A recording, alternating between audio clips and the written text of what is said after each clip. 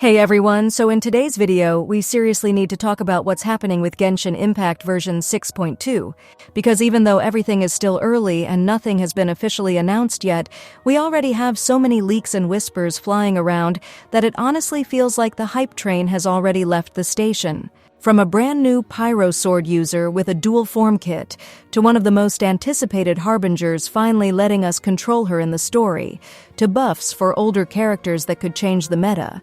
Yeah, there's a lot going on, and I want to break it all down so you know exactly what to expect, or at least what the leaks say we can expect. And of course, if any of this shifts later, we'll adapt, because that's life in the leak world. Looking for the best way to recharge in Genshin Impact? Loot Bar is the smarter choice. It works exactly like the in-game top-up, but it's way more affordable. New users get 10% off with the link in the pinned comment. Loot Bar also has special deals on crystal packs, including the 6480 bundle, and even an all-in-one package with everything you need. See this? The regular $100 pack only costs $82 on Loot Bar. The process is simple and secure. You don't need your password or login. Just enter your UID, pick your server, choose your pack, and your crystals are delivered in seconds. Players around the world trust Loot Bar because it's fast, safe, and way more affordable. So don't waste your money. Click the link in the description or pinned comment and start saving on your top-ups today. Loot Bar. Safe, fast, and a much better value. Now for a quick reminder about the giveaways. Both of the 6480 Genesis Crystals giveaways are still active and will stay open until October 31st. I'll be announcing the winners on November 1st. As always, these are part of the monthly giveaways we do here on the channel, so if you haven't joined yet, make sure you do. All you need to do is be subscribed, watch all the videos, and comment your UID and region. 2 winners will be picked soon, so don't miss your chance. So first, let's start with the big headline of version 6.2, Durin. Yes, that Durin, the corrupted dragon from Mondstadt's past, the very creature whose blood helped create Albedo, the monster we once fought on Dragonspine, is finally stepping into the spotlight as a playable character. And honestly, his kit is wild in a way that feels both fresh and deeply tied to his lore. Leaks describe him as a 5-star Pyro Sword user, but he's not just another press skill, press burst, big number Pyro unit. His entire gameplay revolves around a dual state system that reflects the 2 sides of his existence, purification versus decay. It's the first time HoYoverse has taken a character's emotional conflict and turned it into a literal combat identity. It all begins with his elemental skill, which triggers something the leaks call essential transmutation. From that moment, you get to decide which form Durin takes. If you tap the skill again, he enters Affirmation of Whitening, dealing area of effect pyro damage, and shifting into a more supportive mode where his attacks help the entire team. But if you instead follow up with a normal attack, you trigger Negation of Darkness, where Durin lashes out with rapid pyro damage hits and becomes a darker, more aggressive version of himself, focused on reaction-based burst damage like Vaporize and Melt. The form you choose then completely changes his elemental burst. In the whitening state, the burst summons a white flame dragon that follows the active character and deals area of effect pyro damage over time, perfect for team dynamics and resistance shredding to boost everyone's damage. In darkness mode, you instead summon a dark corrosion dragon that targets a single enemy with heavier elemental burst damage, making this the form you want for bossing, quick swap rotations, and huge reaction pops.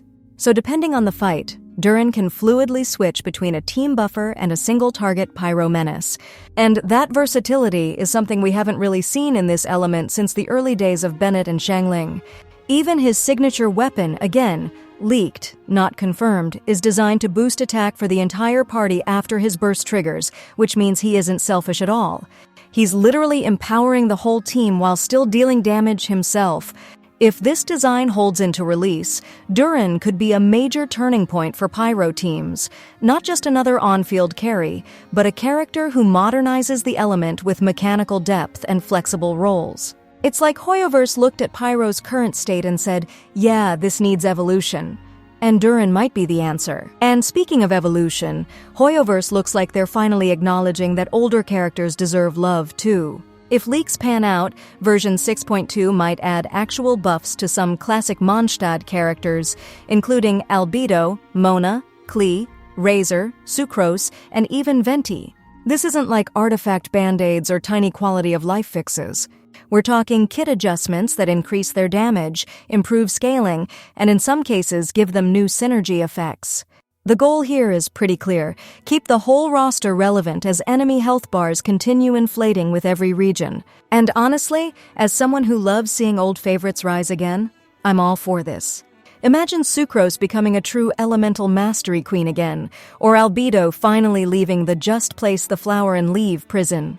Those character buffs also pair nicely with the reality that 6.2 most likely does not include a major new region expansion, which means durability updates, mechanical improvements, and meta refreshes are probably a big part of the roadmap this time. That's not a bad thing.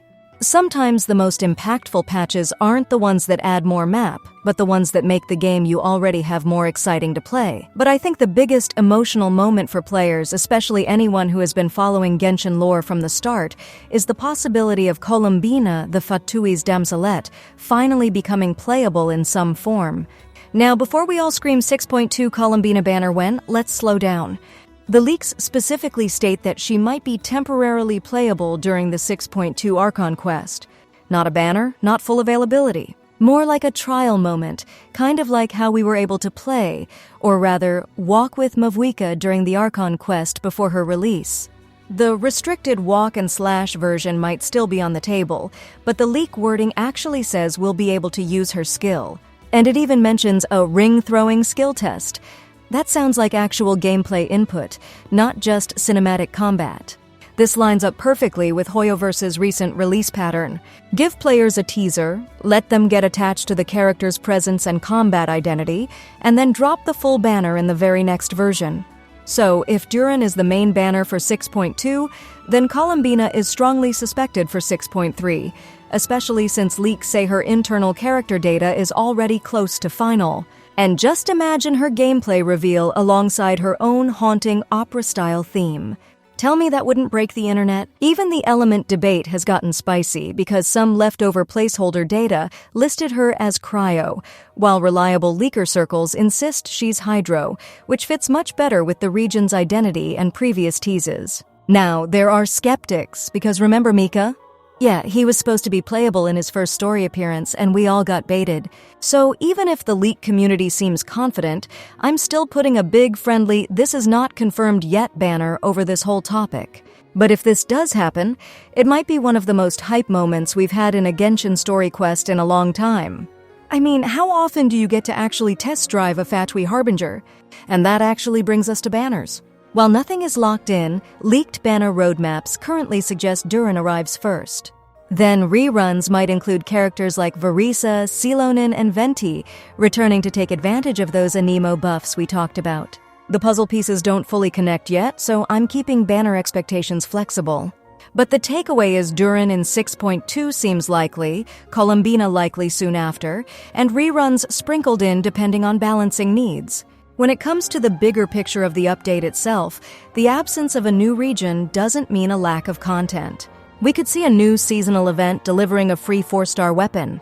Leaks suggest a bow with stats around 510 base attack at level 90, which is always great for free-to-play players and alternative team builds. And because buffs to older characters are rumored, this event weapon might even be designed to help modernize existing characters instead of only supporting new releases. Overall, 6.2 currently appears to be one of those versions where Hoyo focuses not just on pushing forward, but also on cleaning up the past, introducing a flashy new hero like Durin, while at the same time raising the power ceiling for characters many of us pulled years ago. And if Columbina really does give us a playable tease inside the story, that's like the cherry on top of a very spicy, very theatrical cake. So now I want to know what you think. Are you more excited about Durin launching with what might be a complex dual-form combat style? Are you secretly waiting to test Columbina the second she appears on screen? Or are you actually most hyped about finally seeing Albedo, Mona, or Venti climb back toward the top of the meta? Drop your thoughts in the comments because I really want to see which part of 6.2 has everyone buzzing the most. And if you want full coverage on everything Genshin Impact 6.2 and its lead up into 6.3, from Durin's official kit reveal to the exact moment COLUMBINA leaks explode all over the timeline, make sure to subscribe so you don't miss the updates when the beta starts dropping info like crazy. Thanks for watching, and I'll see you in the next one.